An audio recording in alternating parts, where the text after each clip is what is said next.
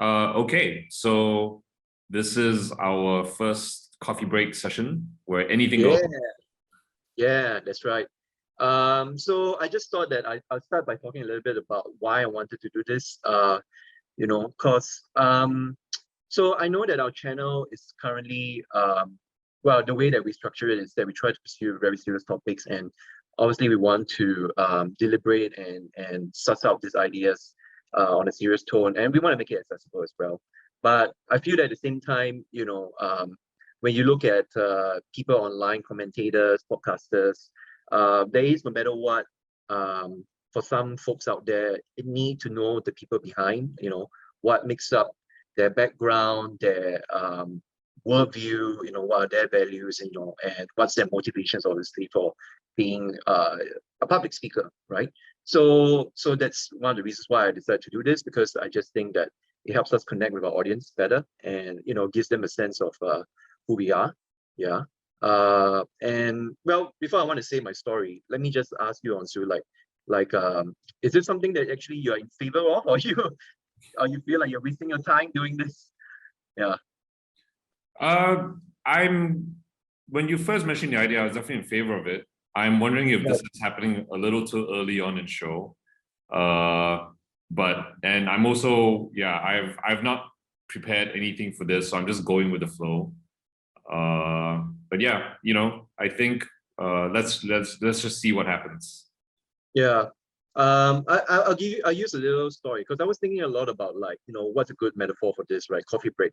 So when I was I took a summer job. So think of it this way: after finishing O levels, so me and a bunch of friends, just to earn some pocket money. So we were working in a insurance company, and we're just doing very mundane administrative stuff. But we had this habit. We wanted to always talk to each other, every day, within 5 p.m. or something like that. So it's just like a little set schedule that we had. Okay, let's meet at the pantry area every 5 p.m. It's pretty close to knocking off work. So we felt that it was quite innocuous. Yeah. So we were doing this for quite a bit, and then eventually one day our supervisor took us aside and said, okay, I noticed you guys have been going to the pantry. I understand that everyone needs a little bit of a break, but I really like to discourage it from happening.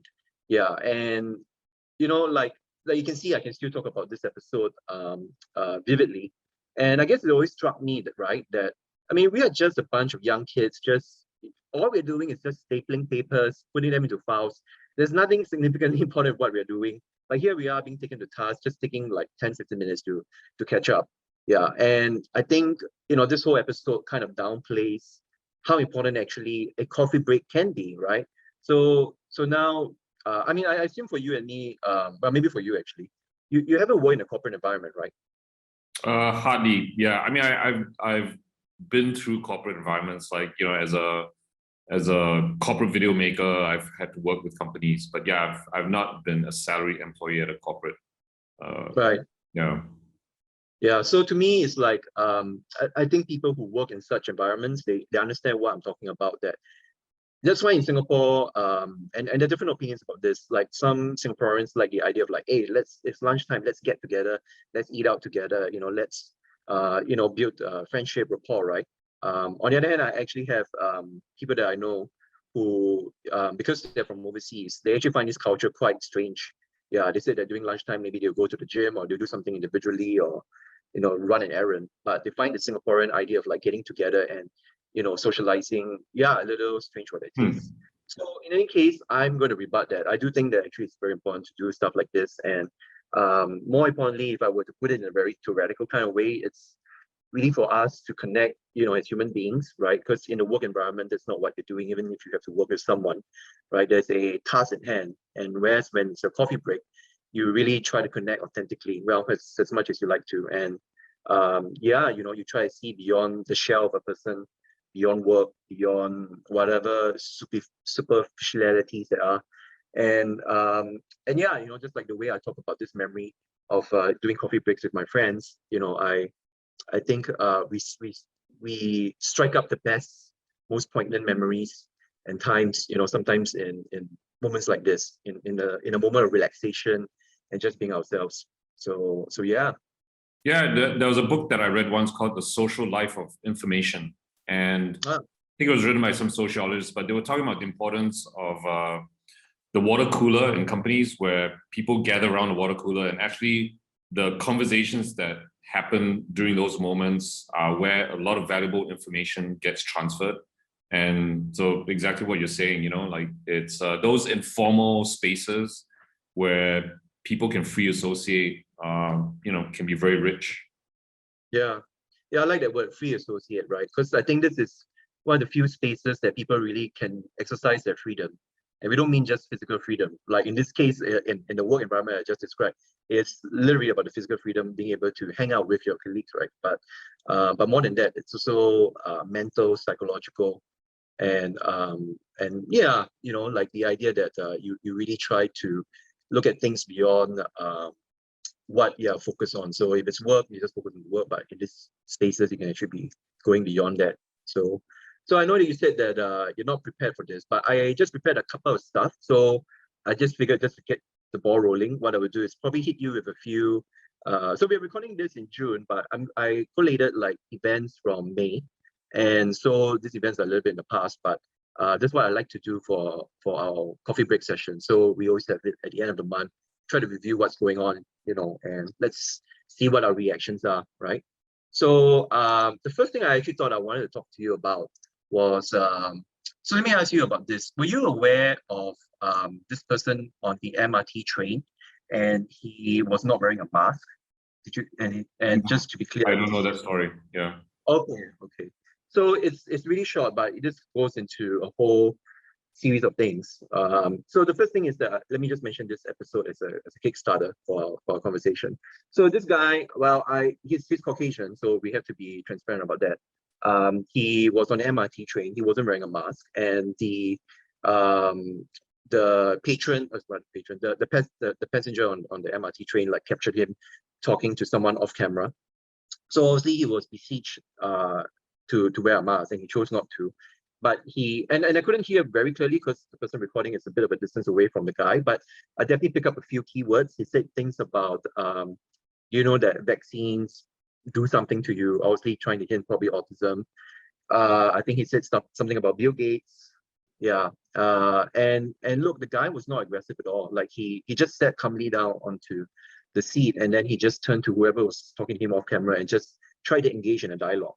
So despite not being a very heated, fight or argument, but this guy was still trying to sort of make his reasons, right, and trying to debate his way around why he shouldn't wear a mask. So we have a few cases like that. There was also another woman. Did you hear about this one? She's in her 50s, and she was caught at MDS not wearing a mask. Did you hear about this one? I don't know. The only woman I know that was this incident, she yelled, my sovereignty or something. Yeah. Is that the one? Oh, that was very early on. That was probably last year. Yeah. Okay. So that's quite. So anyway, I wanted to check with you, right, your reaction. So just to give you a little bit of a debrief on the 50-year-old woman. So this was quite interesting. I actually saw her in real life. So the videos that were captured showed her at Clarke Quay Central. So that's where I was, and I did see her in person. So it's quite uncanny that to see her actually now, in the news. So I do remember what I saw. Like she was there, she was arguing with the security guard, and she said things like I'm from the Navy, which turned out to be true. She really was from the Navy. So that's one. Two, she said something about wearing masks make Singapore look malu. And just to explain to people who are not Singaporean, malu means embarrassing. So she was trying to say that wearing a mask made Singaporeans look weak. Yeah, and she just kept fighting on, like, I don't want to wear a mask. And eventually she was just shooed off, she just went away.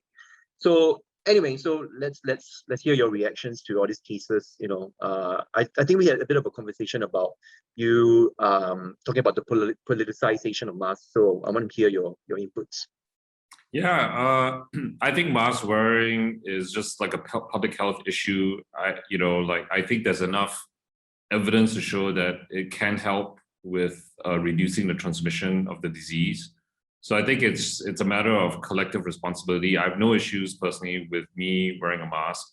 I am concerned about children being made to wear masks in school. And the reason is that if you're going to do something, you must at least be able to show that it has some benefit. And from what I can see, even though these children are wearing masks, they're still getting the flu from each other, and they're still catching stuff from each other. So, within the context of young children, where you can't really stop them from interacting with each other, I think wearing a mask is pointless. And there's a possibility that at that young age, it restricts their oxygen flow or their ability to breathe, or at least it's very uncomfortable, right? So as someone who has young children, I would have wanted them not to have to go through that. Well, this is quite interesting. I didn't expect you to make a caveat on this. Because I actually can present you a counter argument. And it doesn't come from me, actually. It comes from someone that I used to follow on social media. So I don't want to give too much away. I'll just say that he's someone who's he is a fitness celebrity, for just to put it as a blanket definition. But he writes very philosophically, so that's why I was following him at first. And he had this bugbear about the wearing a mask. So I need to give some identifying text, and he's not going to watch our video, so it's not going to offend him. But he's a Caucasian living in Bali, and so he's like really upset about the idea that the world has moved on into enforcing mask wearing. So that's one of his pet peeves. And the second thing is that he tries to turn this into a argument about the politicization of the body, and how governments and medical authorities are now having a say over your body. And you can tell that he's coming from it from a Foucauldian kind of perspective. And to kind of sort of meet the middle ground, what he argued instead was that healthy people shouldn't need to wear masks, but the young and the old should. So that was his counter argument, actually. So his point of view was that we take care of the vulnerable, so he suggested that the young and the old should wear it. But his opinion was, and I do want to get a bit into this, actually, it's quite philosophical, but his argument was that if you're young and healthy, and if you take care of yourself, then you have every right to refuse the mandate to wearing masks. So let me ask you, man, you're the philosopher here, what do you make of his arguments? I think it's a very selfish and egocentric argument, because even as a young and healthy person, you can still be a transmitter or carrier of the virus. And wearing a mask would help to prevent its transmission to others. So if, let's say, you're around old people and young children, it's great if they're wearing masks, but it would be even better if you're wearing a mask as well. And I think this global pandemic is an unprecedented challenge in our lifetime. It's a once in a lifetime thing that we're dealing with as societies. And I think we have to step up our moral game, all of us. And, even the drug companies that are producing the vaccines, I think at this point they've made enough money, and those vaccines should actually be made available at a lower cost to poorer countries. So I think this is a moment when we should all make some sacrifices and do something for the collective good, even if you think that it infringes on your rights a little. So I actually wrote a long post on my Facebook. So I just sum up what I kind of said, and it just dives in, it dovetails with what you just said. So I also emphasize the idea of the collective good. That's one thing that I pointed out. I also said something like this, which is amount to the idea that wearing a mask, even if through evidence, through scientific research, even if you're going to show that, okay, perhaps it's a very low efficiency rate of transmitting disease. So let's assume that it's not true, but let's assume that, right? But the idea is that you want to nevertheless promote and inculcate a culture where public safety is a priority. So even though it's symbolic, because I think that's the argument where this person that I just quoted is coming from, even though if it seems symbolic, but it's an important symbolic gesture nevertheless. And I think that we do see that in all facets of society, that even if something, I mean, a good example, obviously, which is now being used is the seatbelt, right? So even if the chance of you getting into an accident is extremely low, but we do know that like better to wear a seatbelt than not, right? So I see the mask wearing as pretty much the same metaphor, right? So yes, I do think that what this person wrote, even though it sounds, and it was very seductive to a lot of people, which I feared. And nevertheless, he also got a lot of pushback. And this is the funny thing about this guy, and that's why I stopped following him. Was because he started to delete the comments, ban the people who argued against him.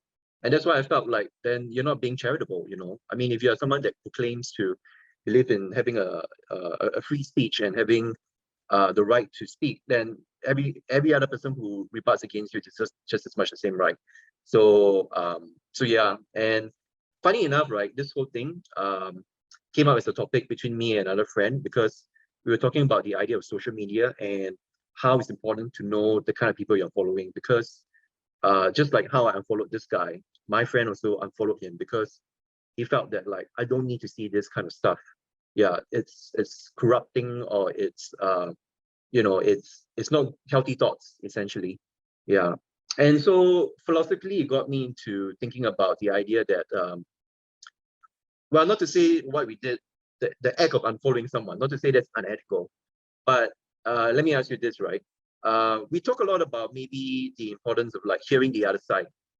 And so in this case, I paid my due diligence. I've heard the other side, right? Even though this person, I was following him for a different reason, but he's given his voice, given his expressed himself. And here I am, I'm following him. I didn't do anything more than that. So I don't feel what I did was ethically wrong. But I did think to myself, am I doing a disservice to the ideal of always trying to listen to the other side? So I'm curious to hear your point of view, like how much diligence or leeway do you give to listening to people who are totally against you, right? Ideologically, politically, ethically. I am concerned that we are all retreating into like our own little bubbles, right? That or echo chambers. So, I actually do find it valuable to have people with differing views as part of my newsfeed. Unfortunately, I don't have that many, but for that reason, I wouldn't necessarily unfollow someone whose views that I disagree with. I just may choose when to engage with them, because it can be quite tiring to engage with someone with very differing views. But like, in the case of this guy, yeah, it sounds like he's quite unreasonable in the sense that he's censoring views that he doesn't agree with. So the likelihood of a productive conversation with him, is probably slim. But like, it would be cool if you had the opportunity, like, if I come across someone like that, I just think, okay, what about a compromise? If you really believe in your right not to wear a mask, then, and you're very confident that you won't get COVID, what about drawing a new social contract, which means if you do get COVID and you're not wearing a mask, you're not entitled to, access to public hospitals and public, doctors where we as a society are collectively paying for that, right? You have voluntarily chosen to take the risk, and you should incur the cost of that risk. So then I'll be curious what he would say to that, right? Yeah. So I think underlying what we're talking about, I need to ask you this, right? So you talk about this, the dangers of being an old echo chamber, right?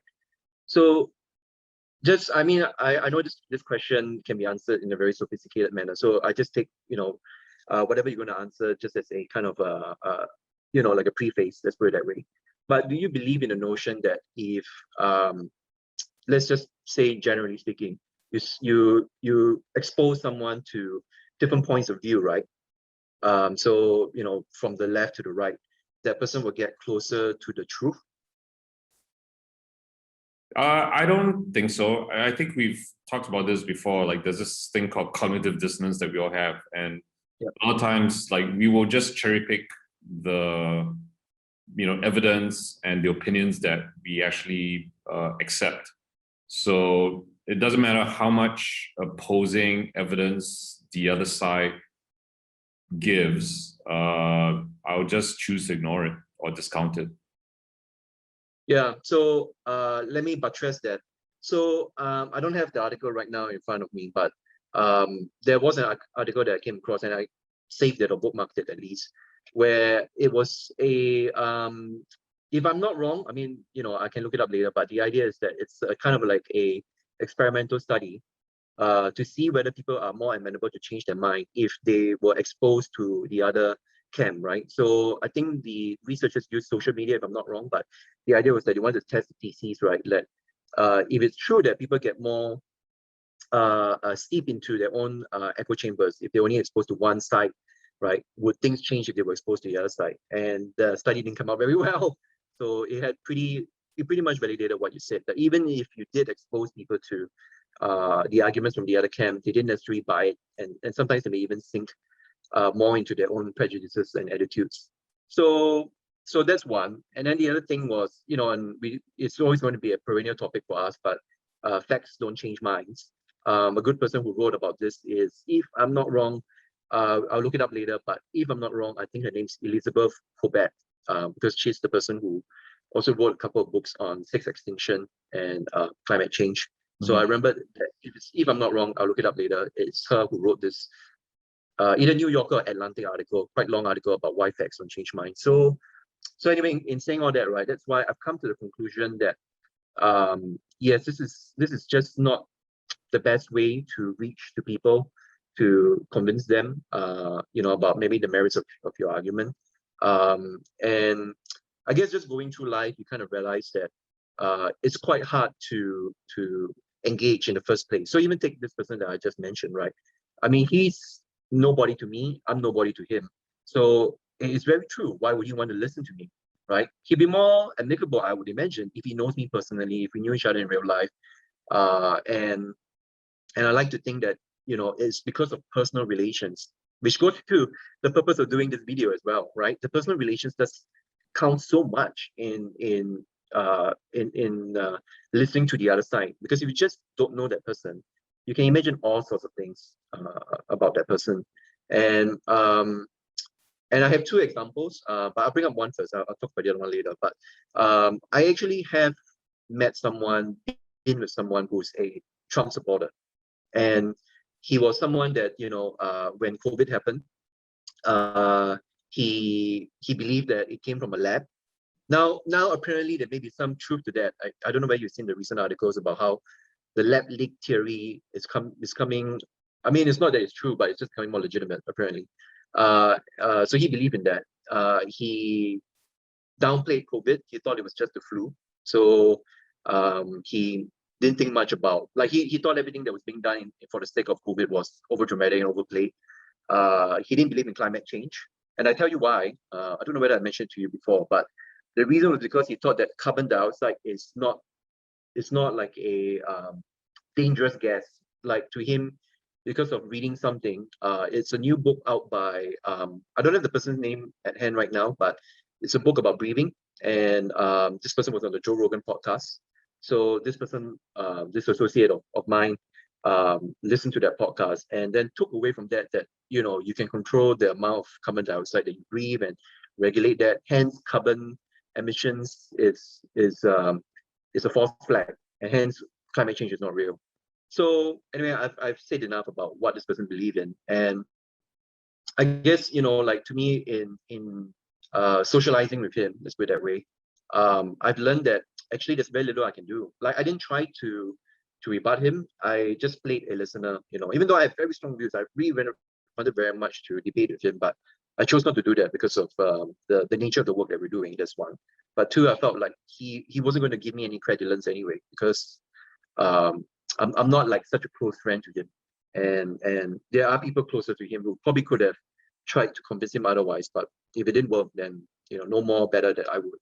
So that's one life experience which kind of taught me that, like, I think it's better to do like what we're doing right now, which is you try to reach to the masses, to people who are still maybe on the middle of the fence, and you just do your best to substantiate your argument, and to elucidate it morally and all that, and you hope that you do a good job at it. What about you? Have you met like conspiracy theorists? I'm curious to hear your experiences. I don't know about conspiracy. I've definitely met people with pretty far out there views. Like when I was working on a film in this retirement town in Arizona, I met these old ladies who believed in UFOs and UFO abductions. And yeah, it's hard. Like when you talk to some people, you really get a sense of the sincerity of the views. Like you just feel, okay, they're not really making it up. And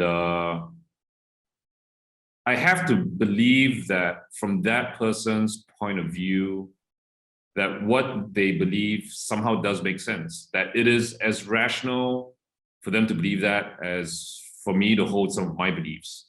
And it's just, how you're looking at the evidence, right? So for instance, we make fun of people who believe in vampires, but the whole vampire myth came about in the 19th century or 18th century when people would exhume buried bodies, and then it would seem as if these bodies were still moving or blood was coming out, and then if they put a stake through the middle, there was all these gases would come out. And I mean, for those people, because they didn't have the benefit of modern medicine, they interpreted all these signs as oh, it's vampirism, So yeah, I mean, I think right now I try to operate on the idea that based on a person's past experiences and their unique way of looking at the world, what they believe is completely rational. Yeah, I actually also would add on to that it's okay. So actually now I can talk about the second case study that I have in mind. So again, another person that I know, and but the story generalizes. I mean, it's not just specific to this one individual, but the idea is that this person used to be an atheist, didn't believe in God. Then through a personal life event that happened, not just to him, but to his partner, then he converted to Christianity. And this person and I would talk a lot about religion, spirituality, and he knows that I'm an atheist. And at the same time, I give this guy a lot of credit. He also talks to people about their religious faith. So he tried to engage in a conversation with someone who's Muslim, try to engage in a conversation with someone else who's of a different religion. And one day we were talking about this, and I asked him, I said, right, what's the purpose of all these conversations? What are you trying to arrive at? And he said this, he said that I'm trying to arrive at truth. I'm trying to arrive at, if, say, he gave an example, if Islam is true, then I should convert to Islam. But I actually told him that I don't buy your reasoning. And I said this to him, I said, because you are already in this ecosystem of Christianity, right? So you're already a Christian, you already have, pretty much your intimate family members and people who are close to you who are of this faith. And even this particular denomination that he belongs to is pretty special. So it's really even more niche than the conventional, well, maybe conventional is not the right word, but the kind of mass form of Christianity that's performed out there, practiced out there. And I said that, you wouldn't even try to go over to this closer camp. What makes you think you cross over to a camp that's much further away from you?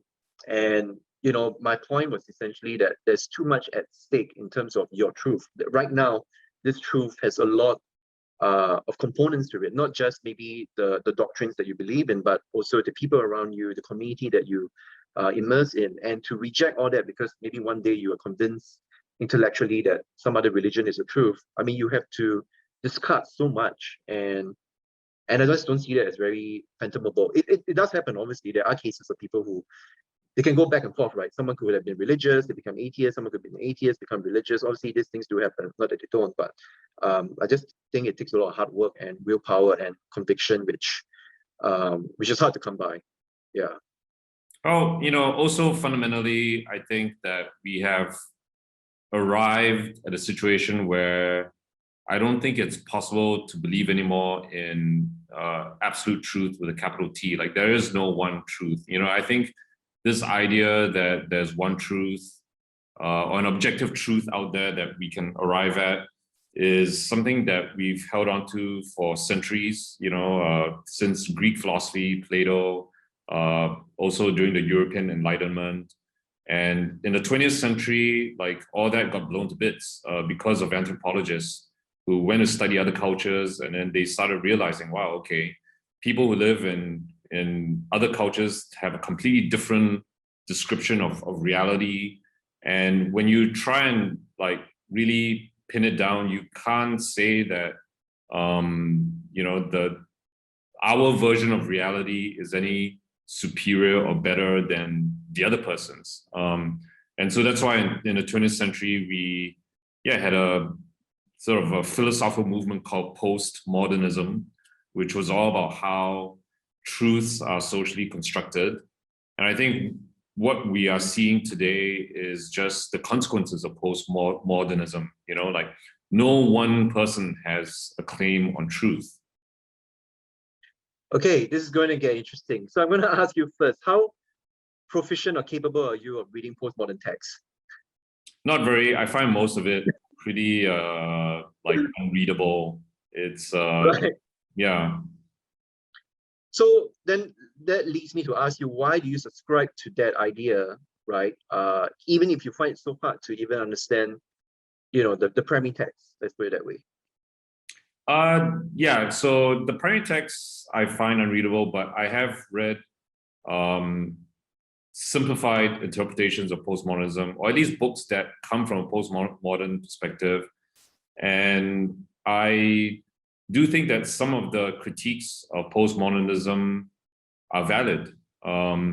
So even in a field as rock solid as science, I think a lot of postmodern critics have shown that a lot of scientific truths were biased, you know, were actually the result of white European men. And if you had, you know, like more women that were part of the scientific project, that they would arrive at different truths. So even something as supposedly objective as science was not free from, you know, a lot of bias. But I think the problem with postmodernism and why we have to go beyond postmodernism was very good at tearing things down, like, you know, of tearing down the edifice of like modernism and European science and enlightenment, but it's not very good at building new structures. And that's kind of what we need today. Like we need a new way of relating and thinking that is not just about attacking, but allows us to come together sincerely to try and build something better, even though we have deep disagreements. So yeah, I do find this a very difficult project to tackle. So let me first say that for me, I can't really define myself, you know, precisely what I am. You know, am I a modernist or postmodernist? And I think the best way to kind of describe what I've come to so far is maybe soft postmodernist, because I do buy some of the arguments about how there are certain dangers with the way a certain kind of science, and you're right, like the science that has been constructed through European outlook, right? There comes with it a certain kind of biases, and it's important to look past that, to look at certain other fields of knowledge. So where those fields of knowledge come from, indigenous communities or you know, other minority communities. So there is some basis, some legitimacy to look into those other sources of knowledge. I'm trying to find a way to make this easier for people to understand, because maybe these words are getting too deep for them. So let me try this. So I think a good example to me would be like, because this comes up very pertinently for me every day, which is the idea of like, if you have an injury, do you go to a Western physiotherapist or do you go to an Eastern TCM practitioner, right? And you know, if we take the ideas that we just discussed, and I mean, I'm simplifying a lot. Let me just say that first for our audience as well. I'm really, really simplifying a lot. But if you are someone that believes there's some kind of big T general truth out there, theory of truth about the human body, then you may believe that only the Western doctor has the answers, right? But if you're someone that thinks that, hey, maybe whatever the Western science has to say may not be enough or maybe inadequate, then maybe you want to look at the other fields of knowledge. So let's say acupuncture, cupping. These are all the practices of a different school of thought, right? So, so that's a very small application, I feel, like to what we're talking about.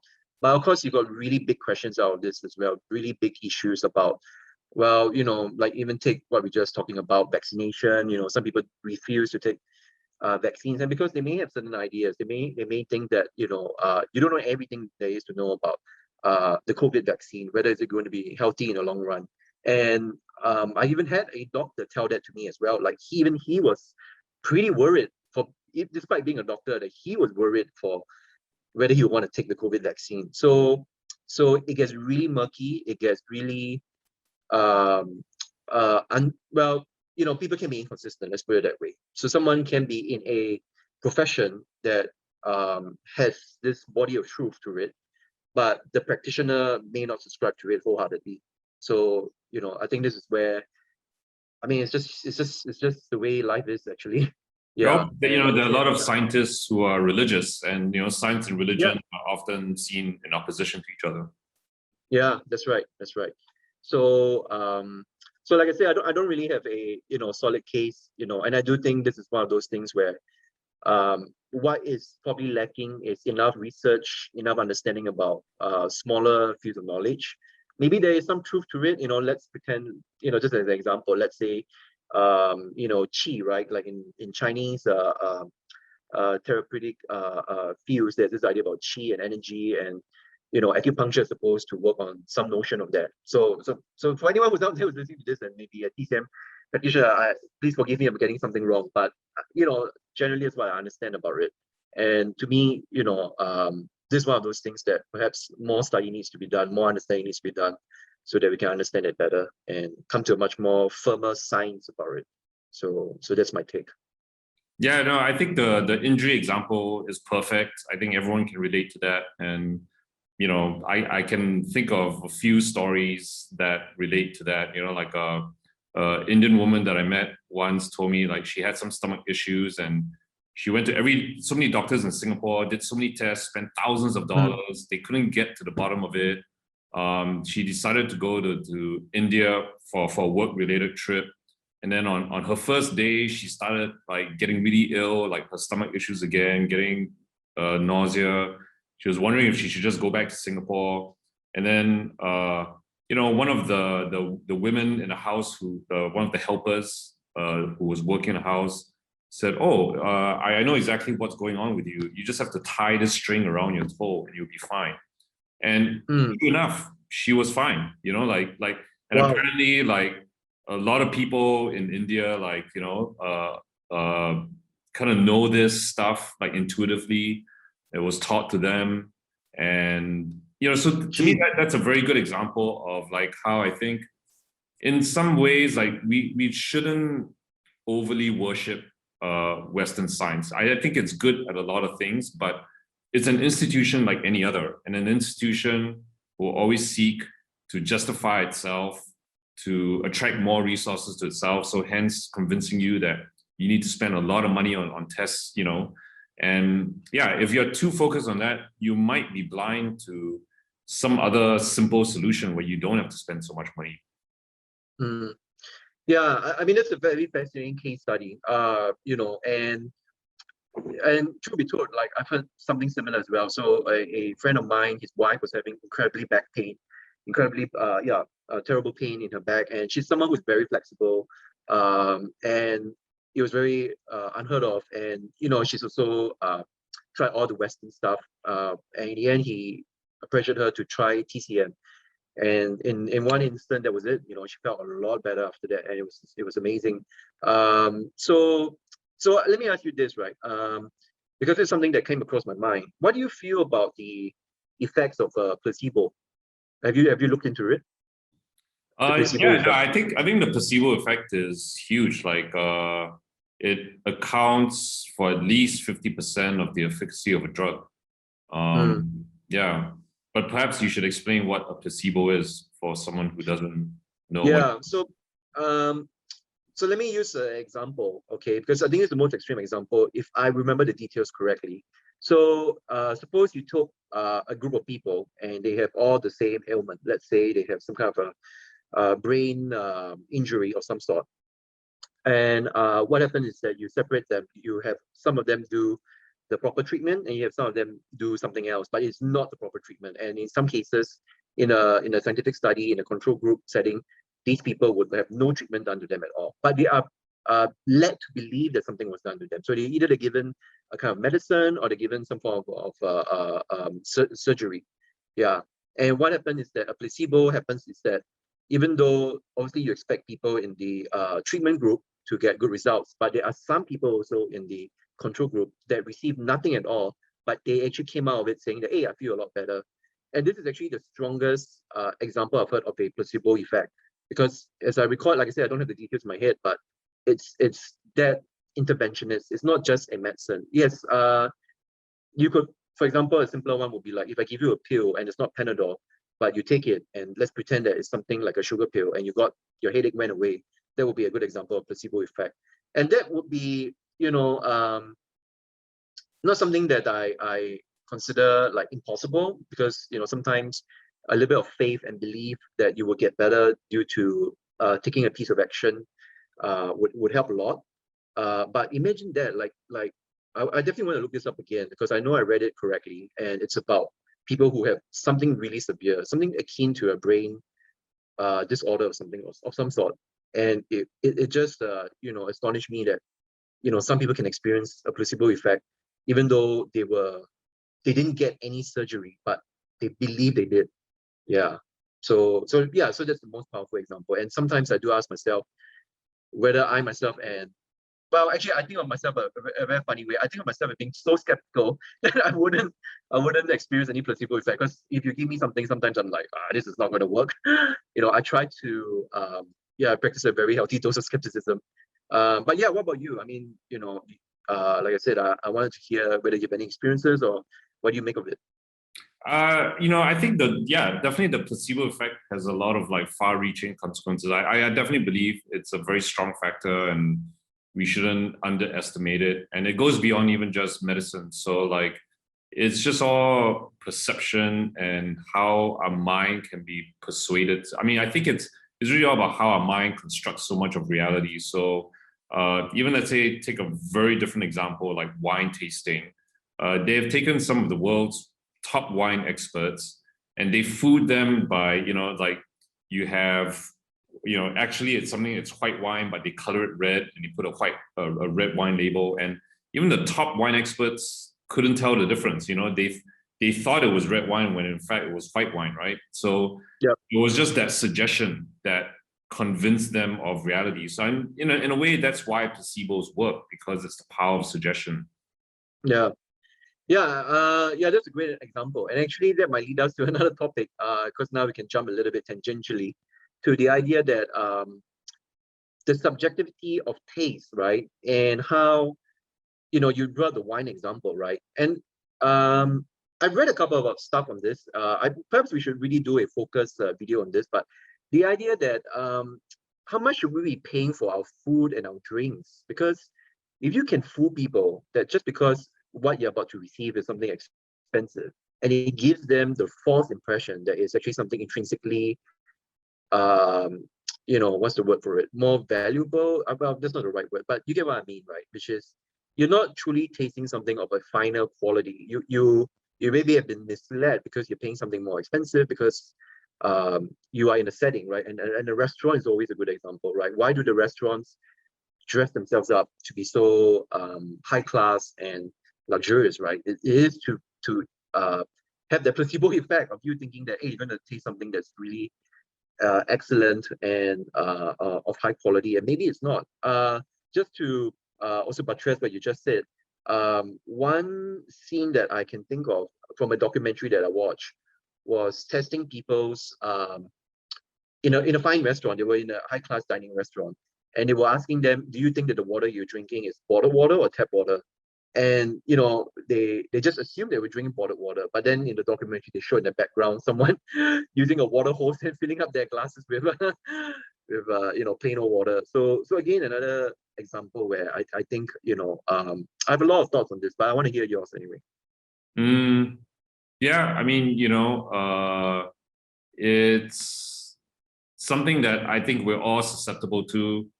They've definitely so many studies showing that if you take two identical dresses, but you just price them differently, the people who spent more on a dress would report that they get so much satisfaction out of it, that dress is so much better made. And I'm guilty of it too. Sometimes I go into a supermarket if I'm buying a bottle of wine and I don't really know what I'm buying. I would just always go for the mid-range wine, I would just think, right. If I go for the cheapest wine, it's going to be really bad. Right. And yeah, I don't appreciate it enough to get the most expensive wine, so I'll just get something in the middle. Yeah, so go for the middle, right? That's the stoicistic ideal, right? Aim for the middle all the time. Yeah. Yeah. Well, this may be somewhat off, but it's not off track. Somewhat off, unrelated, but I just want to use this as a talking point for what I'm going to say, and that is one I've come to find when it comes to eating. Look, so I think to me, eating, dining out is a intrinsically satisfying human experience, and I think that you can't just talk objectively about what's the nutritional value of the food. There's more that goes on into what makes a good meal, and it's not just the calories and all that, right? So so what I was going to say was that, and I think this was somewhat linked to my premise about my opening statements about the value of a good conversation. So I've had meals with friends where we ate basically cheap food. So maybe I'm thinking of a conversation I had with a close friend of mine at Maxwell Food Market, and we're just eating I don't know, chicken rice or something like that. So it's nothing fantastic. And then I have meals with friends who are in, I don't know, Starbucks or something like that. So really the quality of the meal isn't I'm not saying anything bad about Starbucks, but you get my point. It's not high class, let's put it that way, right? And I've also been treated to very fine meals by certain wealthy friends of mine.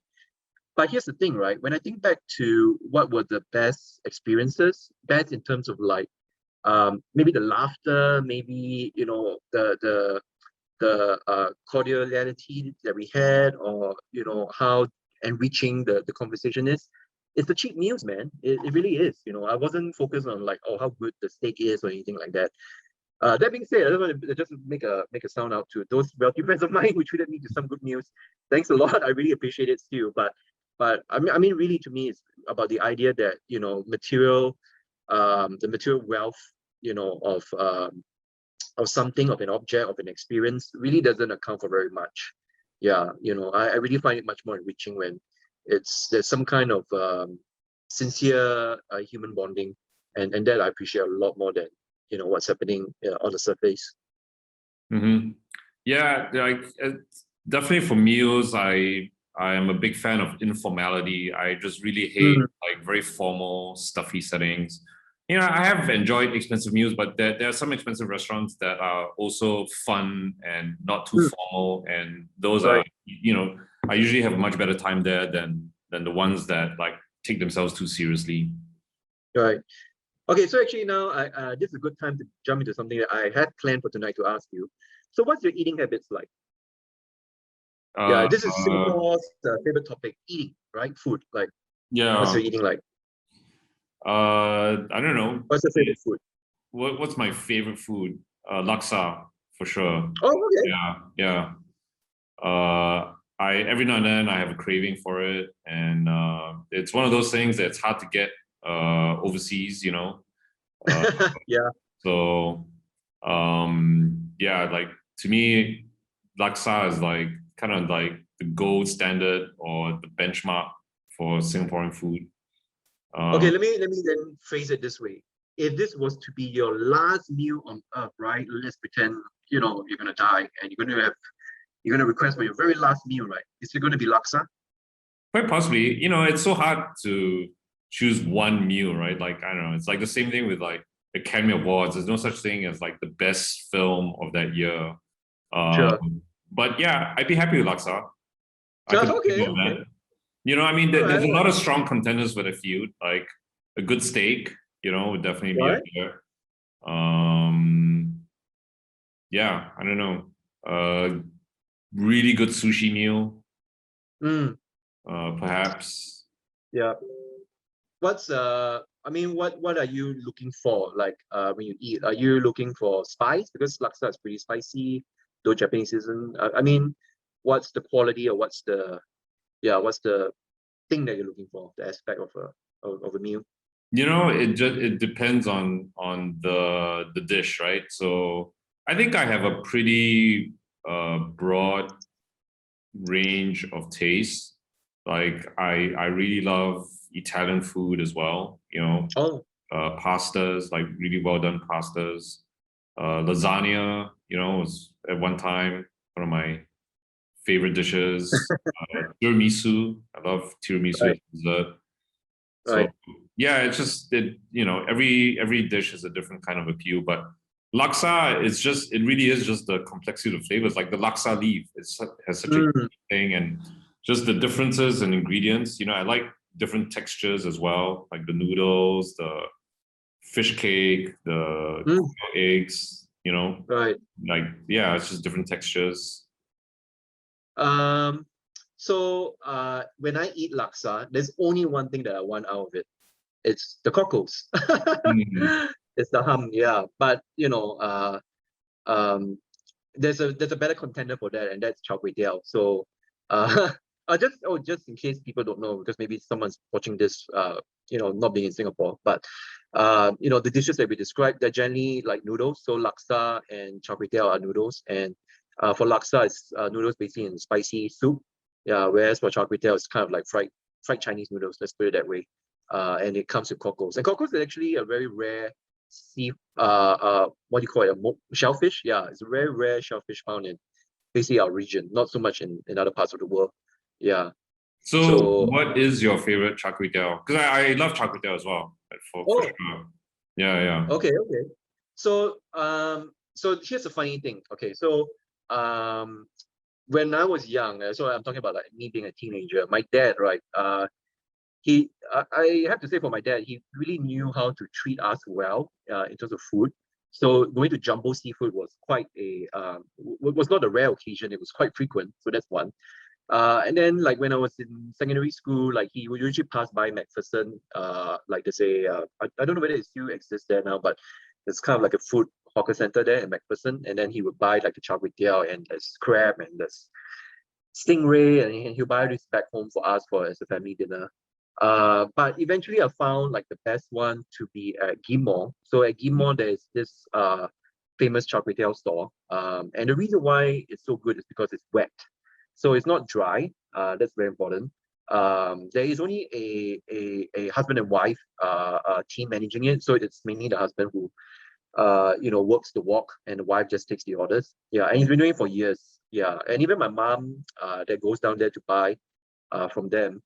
Like she's built some kind of like a loose friendship with them, and she tell me stories about how hard it is for the husband, obviously, and he's not young anymore. So now they don't even open that often, like maybe a couple of days per week, and I believe he's even suffered some form of a hand, injury or something like that. Mm. Obviously because he only uses one hand to walk fry the char kway teow. So it's quite sad to hear such things. We talk a lot about supporting local culture, right, and hawker culture.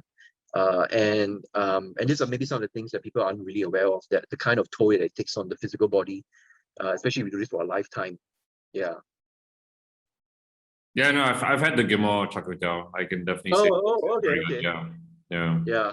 The other one that I would also recommend, I mean, not that we're trying to be food critics here, but um, um, it's at Old Airport Road, right? Mm. And if I'm not wrong, I'm pretty sure I got the name right. Lao Foods the Char Kway Teow. So Yeah. that's another one that I recommend. Well, but I do want to ask you something. So the question why I wanted to talk about food, right, was because so you surprised me a little bit when you answered laksa. because I had, and just to give our audiences some background, like we only got to know each other not too long ago, so we're not like lifelong friends. We're still learning more about each other. So so I figured, or I imagined that you have answered something more Western, and you did say steak. And it's just because of my interactions with you. I feel like you spend a lot of time in the US, obviously. So I would have figured you to have a more Western palate. The reason why I asked the question was because I've been accused of not being Singaporean many times, because I do not know many local dishes. So just the other day, like I was with who was it? Well, anyway, I was with a friend, and the person asked me if I tried the kueh lapis or something like that. She used some other kind of word for it, and I can't recall the exact wording right now. Yeah. And I was quite dumbfounded. I was like, sorry, I don't even know what it is. And then she was like, are you Singaporean? Like, have you not eaten a lot of this local stuff? And it's true, actually. I really, really haven't explored much of the diverse cuisines that we have, obviously, in Singapore. And I mean, I have personal reasons for it because I'm very particular about my diet. So it's not like I don't want to try it, but I need to try it I need to try it on a good occasion. So if it's a celebrative occasion, or if it just happens to appear in front of my face, right, then I would taste it, I would try it. But generally, it's not my staple. So I'm just curious whether, so maybe in your own way, right, has anyone ever say accused you or suggested to you, hey, you're not very Singaporean because of something that you lack? Yeah. So it goes into the identity question. Definitely. I mean, Yeah. when I walk through Newton Circus, sometimes I think they think I'm Japanese, like the way they kind of try and sell me, like I feel like a tourist, right? Like Right. so even just my mannerisms, like I don't know, some people assume I'm not Singaporean. It's not, I think accusation is a strong word, so I don't know if I've ever actually been accused of not being Singaporean. Yeah. Maybe mislabeling, Yeah, like but people just asking you. Yeah. that definitely sometimes there's curiosity, they wonder where I'm from, and then they're surprised Right. when I say I'm Singaporean. And there are times when I feel a little shy or awkward that I don't, similar to you, right? Like if someone mentions some dish that is local, and I feel I should know it, but I don't, and I feel a bit embarrassed by that. Especially living at this age, living for so long in Singapore. But I think like I'm definitely someone who's a creature of habit. So if you took a Google Maps of my daily kind of movements, it would be actually very narrow. It would be like this kind of repetitive circuit, like Right.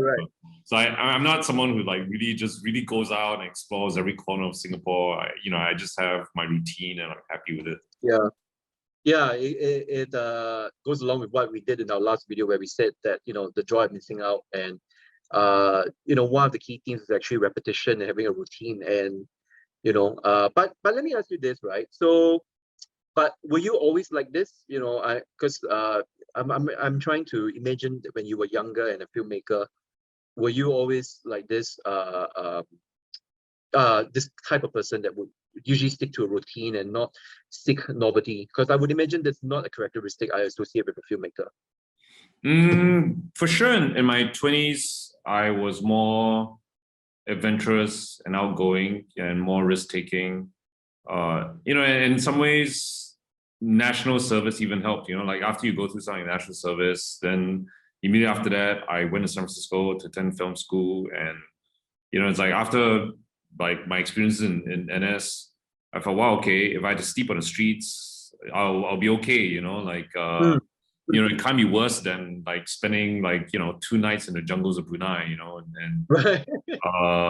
so in a way, I was a little fearless during that period, and unfortunately, the pattern of as you get older, you get more conservative and more risk averse. Unfortunately, that applied to me. Right. And because I also wanted to ask you to continue our conversation we had in the last video, does this also play into your change feelings about marriage? Because Mm, okay, just to give some background to viewers, because in the last video that we did, you mentioned that you were at first not keen on getting married, but you obviously changed your mind, you're a married man now. So I'm just curious, does this life changes you just described, are they concomitant with that? I really think my views on marriage have changed just because of the person I'm with, because I'm with someone who believes very deeply in the institution of marriage. And because I love her, I've felt, okay, I mean, there's no need to be as staunchly opposed to the institution of marriage as I was before, and it's, I see a lot of the benefits of being in a marriage with this person. So I think, but if, let's say, I had somehow fallen in love or got into a relationship with someone else who also, like me, didn't believe in marriage and was happy to just call this a partnership, and it's possible that my views wouldn't have changed. So in this case, do you feel that, and obviously we know that what we have to say is not generalizable to everyone, it's just really specific to you, but do you feel there's an added value to marriage? By the way, just funny to see you. Are you drinking coffee right now? I'm drinking water. Oh, water. Okay. Water, plain water. It goes along with the theme of our talk. But anyway, yeah. So tell me, in your own words, do you feel like marriage has changed the game basically? As compared to being, you could be still a very committed person to a relationship, but does marriage change things for you? Sorry, could you repeat your question? And Yeah. So what I'm saying is that, like you said, you're married because, just to paraphrase what you just said, because of the person you're with, right? But you said that you could imagine a parallel context. Maybe you wouldn't be married as long as the person next to you is agreeable with the idea of not being married. So my question is that now that you are living this other reality of a marriage lifestyle, do you feel that there's some additional, well, maybe benefits is not the right word, but definitely there's something more, right, to a marriage compared to even a committed partnership, right? Like, do you think marriage provides something much more than just being in a relationship?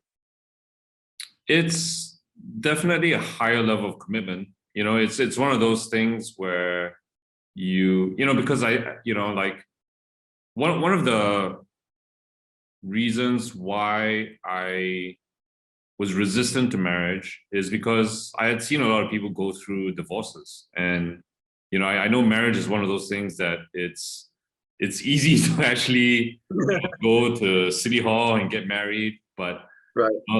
If it turns out to be the wrong decision, then it's very painful to unravel that, and especially if you have kids. And actually, okay, so I think having kids is the bigger commitment Right.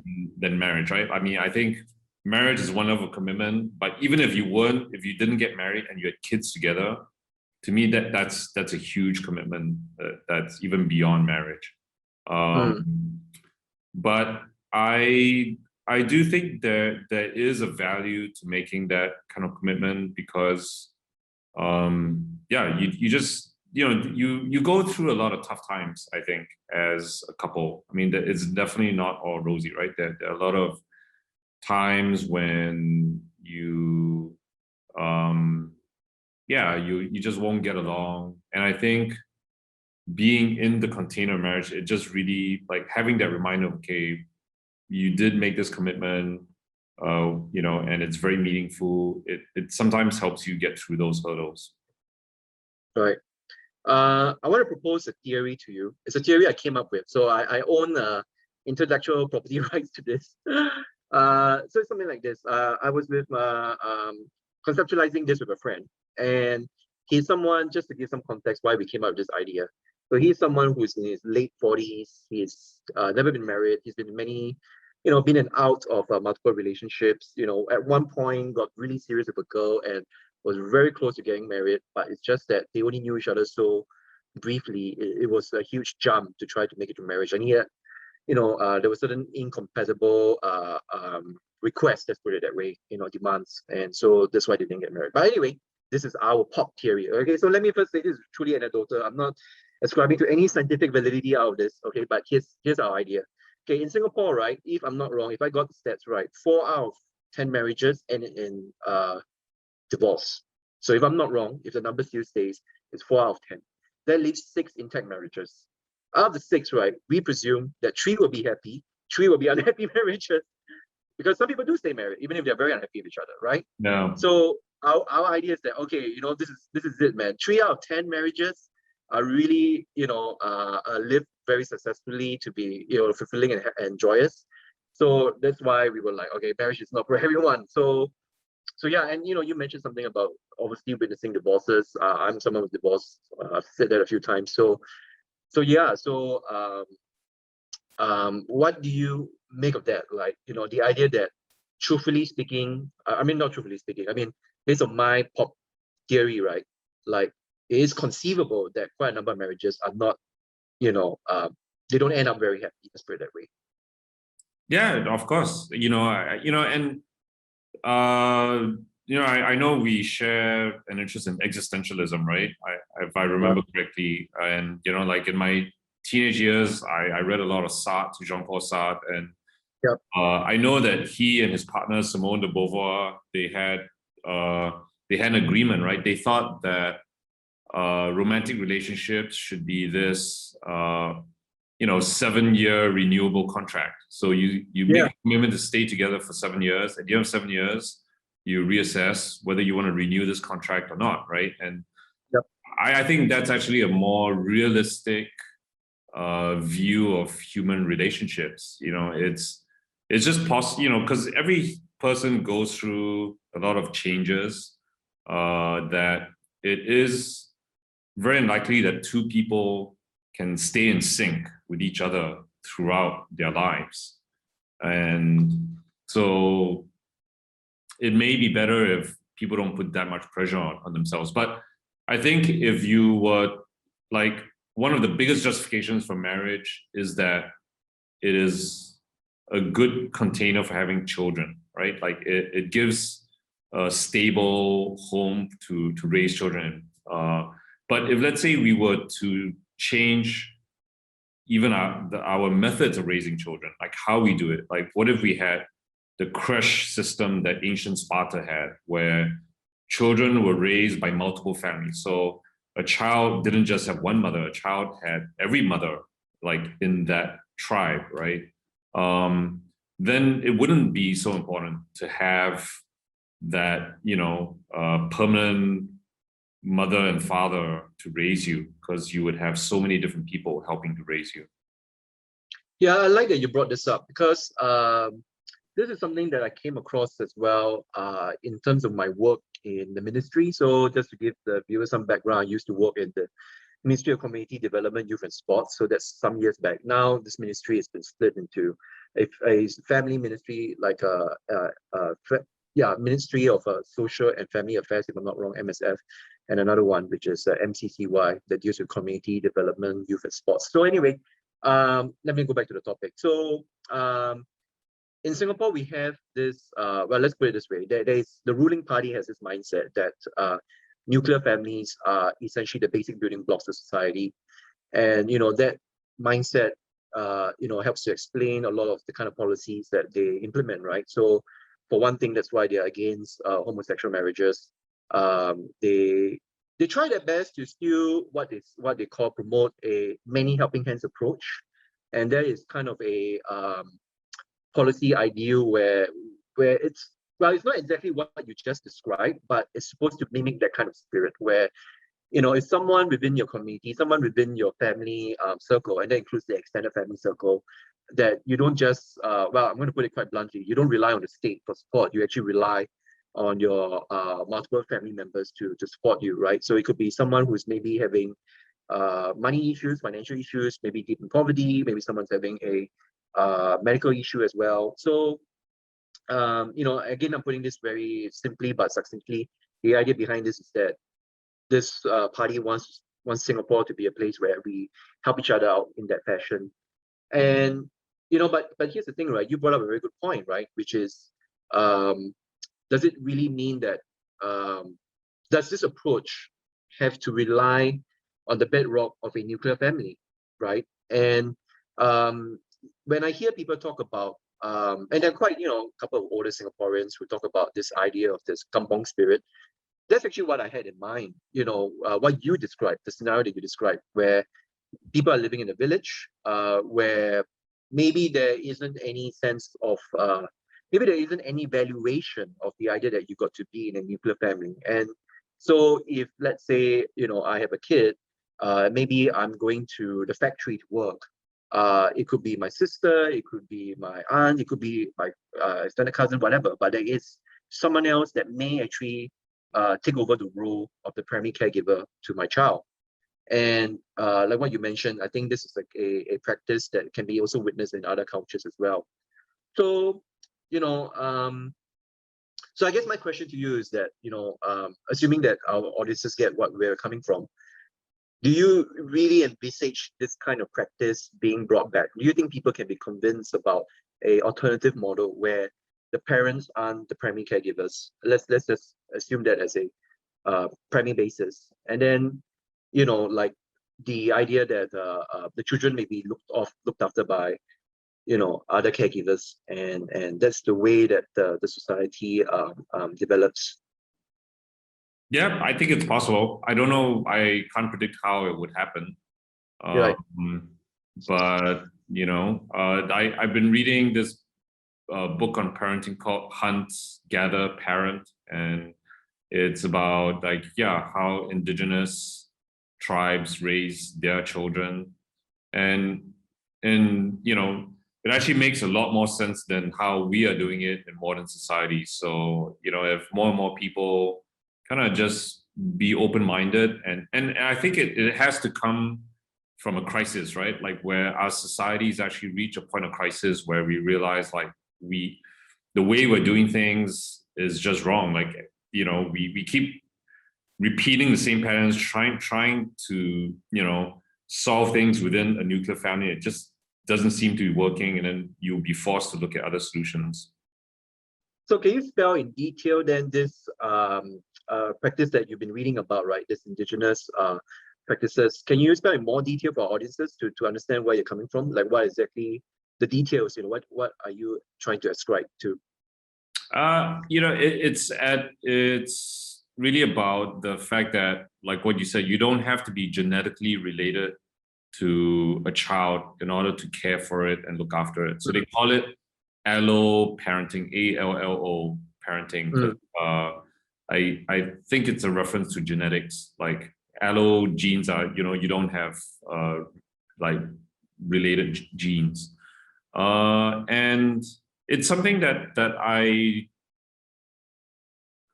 think it's still up for debate how much genetic relatedness matters. I mean, I think I wonder to what extent it's culture and society that convinces us that it's so important for us to have our own genetic children.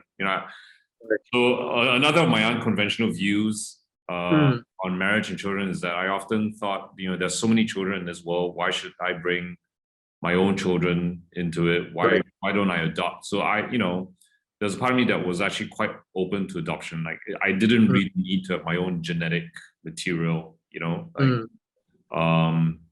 so, but who knows? Like at the end of the day, now that I have my own children, of course I love them so much, and I could never think of not having them. So I can't deny that there is something to that genetic bond. Yeah, this harkens back to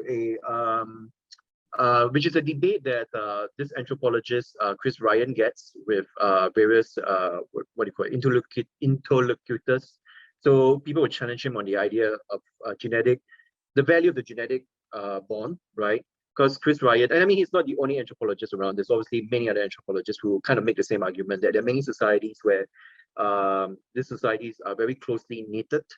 And like an uncle can be just as good a father to his nephew, almost like as if he's the primary father.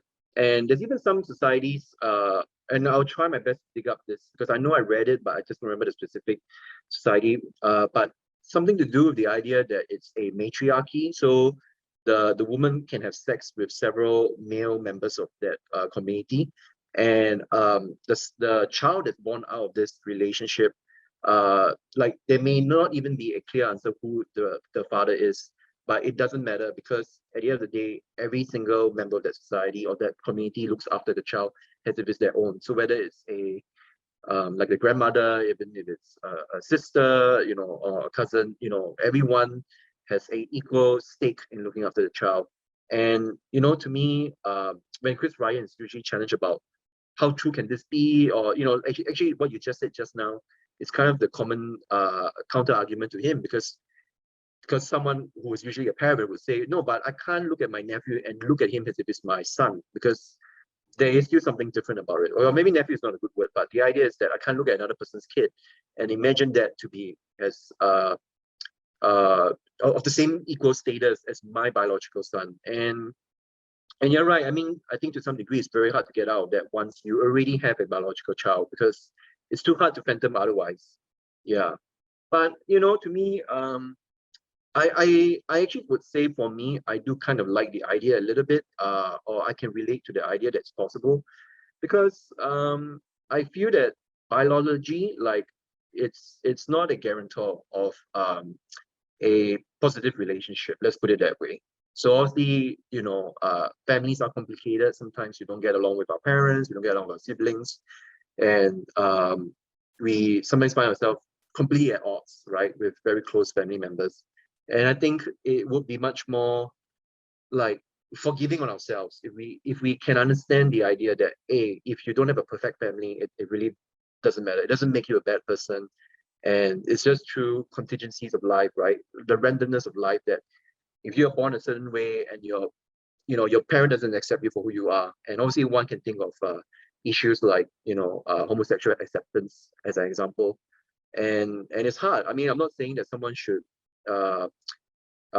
separate themselves from their family, but you know, the idea is that just at least understand that it's okay if your family doesn't, accept you for who you are. And so yeah.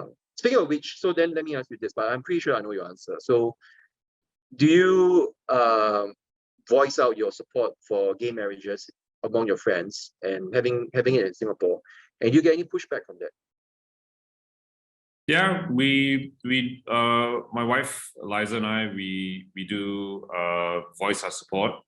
Like at the Pink Dot, we'll go there, we'll hold up the sign, we'll take a selfie and post on Facebook, stuff like that. But in general, our circle of friends, we are like, most of my friends, I think, are supportive of that cause. So I've never ever gotten pushback for that. Right. So in your opinion, I mean, okay, we obviously should do a separate video on this, but just as a kind of brief expounding of your thoughts, like what do you think are the primary factors that's holding us back from having that legislated in Singapore? You mean the repeal of 3778? Well, I will go beyond that. I mean, or gay marriage? We'll talk about that as well, but yeah, but gay marriage. I mean, but talk about both, yeah. I would say there are a lot of like religious groups that are against it. So that would be one of I think the primary factors. And then, just the natural conservativeness of a lot of people. Yeah, I mean, I can't think of any other things that would really seriously stop it. And do you think that these social attitudes can be changed? Who knows? But I think eventually they will, because I think that is the trend. So many other countries are slowly moving towards that. It's just a matter of time, I think.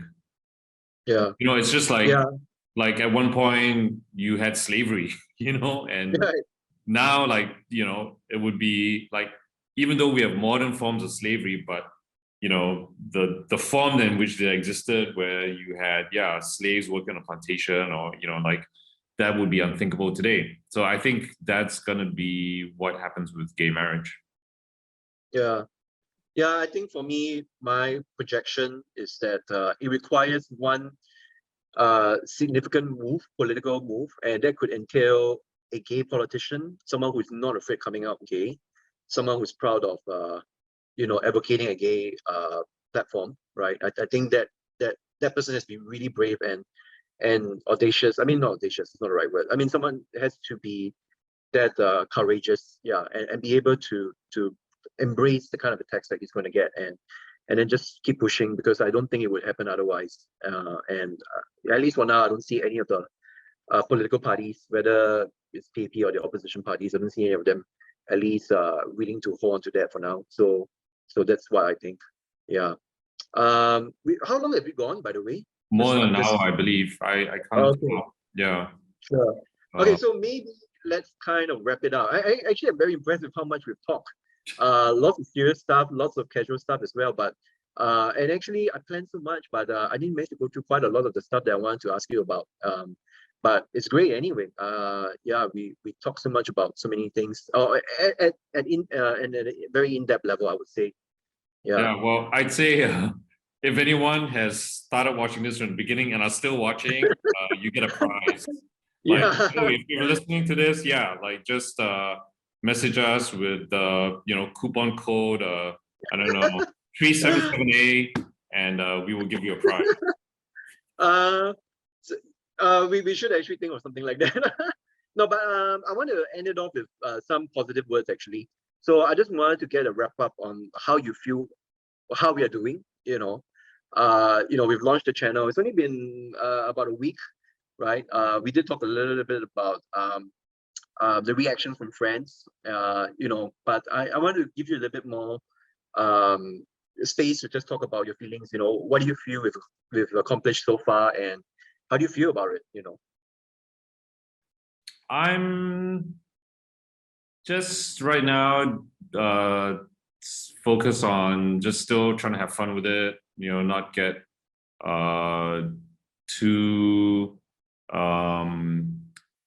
not feel too much weight or responsibility over it.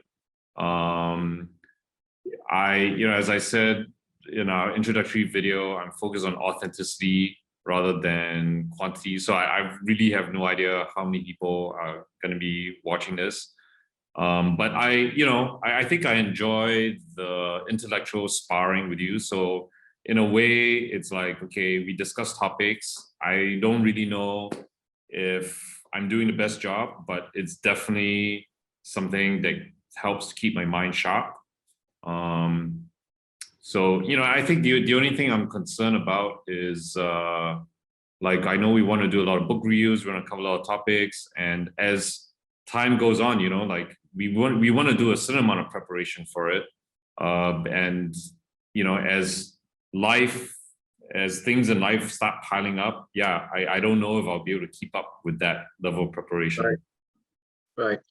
Yeah, I first thing want to assure you, not to be too worried about that, because I think I will keep us on our feet. I will always be trying to conceptualize and prepare materials. So I really feel so indebted to you for being part of this project, because just to be transparent to everyone out there, Unsu is my really more than a right-hand man.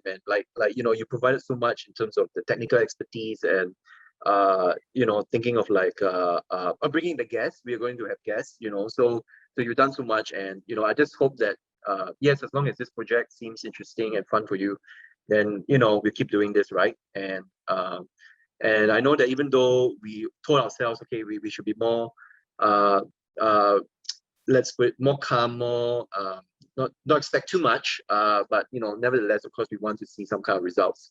So I have a happy story for you, and the story is that I was talking to my friend, and she was actually telling me she watched the How to Reason and Debate video, and she took notes. She literally drew out like a chart.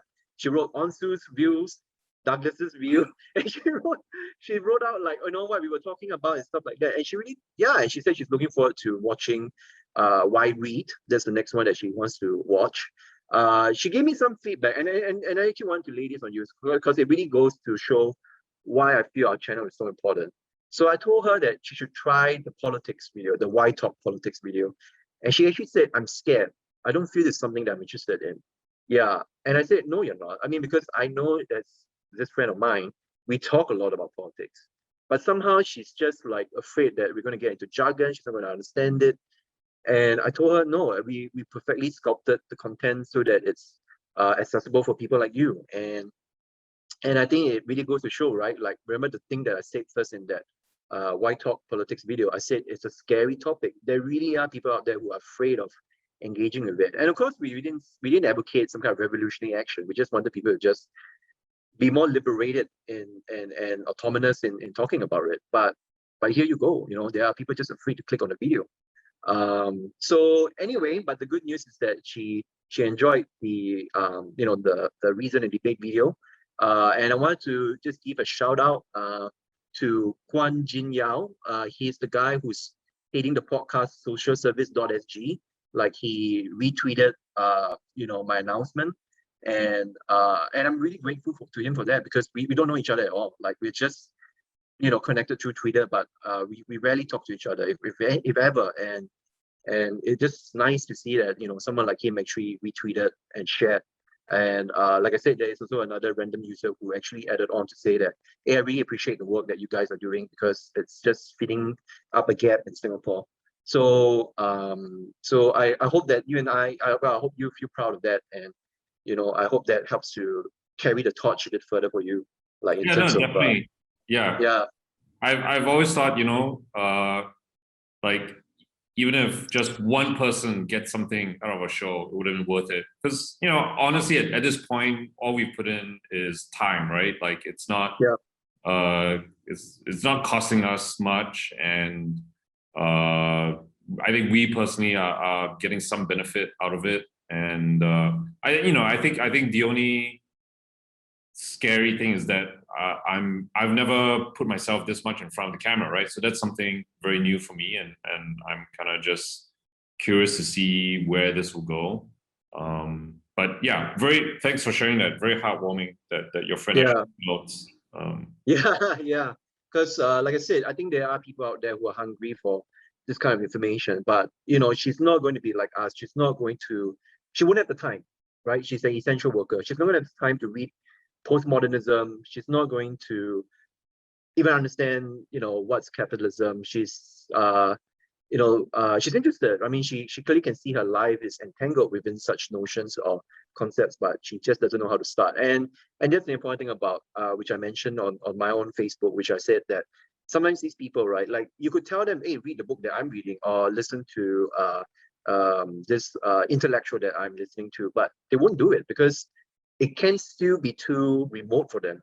It's just not like a voice that they're comfortable hearing. It could be, the idea that maybe this topic is really going off the deep end, and they need even something much more basic than that. So I really feel like we're doing a really important job here, and I think that the more that we get such feedback, I think the more we know what to do and do it better as well. Yeah. Sounds good. Yeah. So anyway, I was going to say that you touched on something just now about being in front of the camera, and I sense a little bit of fear or trepidation from you about being, well, like I said, we are nobodies, but the more active we are, the more we become a public face. And you were worried about controversy because we were talking about a mutual friend of ours, right? And I just wanted to have a quick word and say that, look, I think just being out there online and just speaking out like this, I mean, you have to brace for impact. Like someone is not going to like us anyway. For sure. It doesn't matter. Yeah. And it's not going to matter as long as we got each other's back. And I believe we will eventually have the support of quite a number of people. So yeah.